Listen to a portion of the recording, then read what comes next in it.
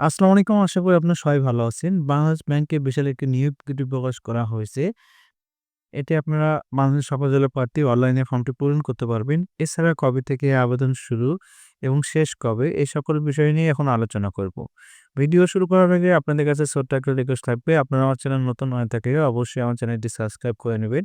এছাড়া এ ধরনের সরকারি এবং বেসরকারি চাকরি নিয়োগ বিজ্ঞপ্তি ভিডিওর নোটিফিকেশন সবার আগে আপডেট পেতে আমার চ্যানেলের বেল আইকন বাটনটি ক্লিক করে রাখবেন। এবং ফেসবুক পেজ থেকে দেখে থাকলে অবশ্যই আমার পেজটি ফলোতে রাখবেন।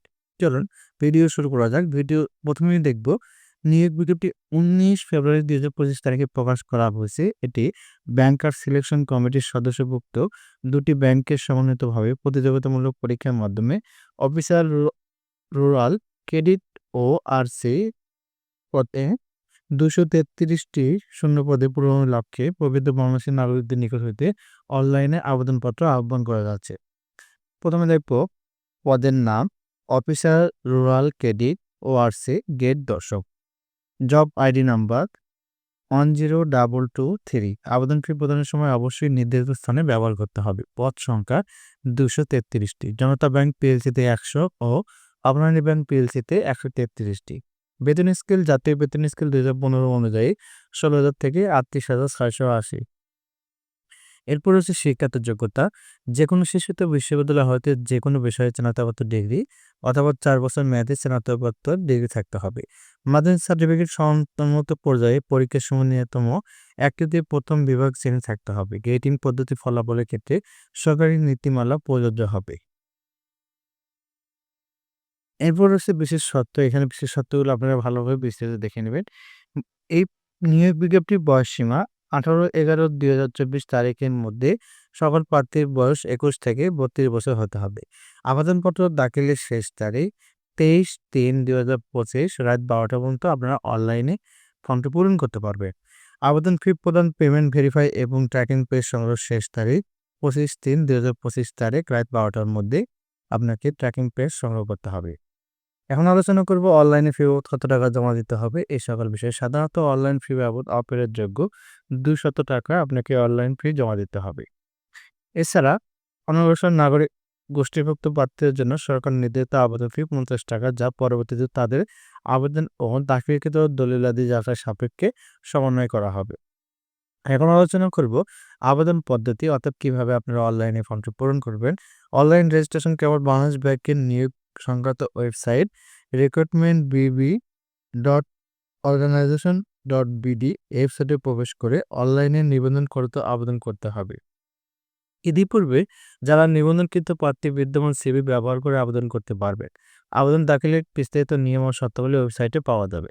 সিবি আইডি নাম্বার, অর্থাৎ বাংলাদেশ ব্যাংকের সিস্টেমে ইতিপূর্বে যারা নিবন্ধন করেছেন প্রার্থীকে অবশ্যই সিবি নাম্বার দেওয়া রয়েছে এবং পাসওয়ার্ড ব্যবহার করে দাখিল করতে হবে।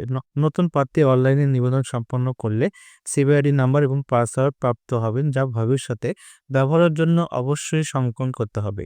একজন প্রার্থী একের অধিক সিবি তৈরি করতে পারবেন না। প্রার্থীর বিবরণ, প্রার্থীর নাম, পিতা ও মাতার নাম এবং জন্ম তারিখ অবশ্যই এসএসসি অথবা সমমানের সনদ অনুযায়ী অনলাইন আবেদনে লিখতে হবে।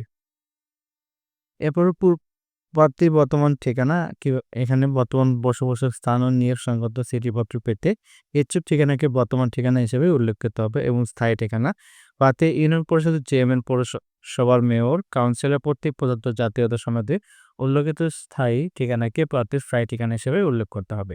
এরপর হচ্ছে ফটো।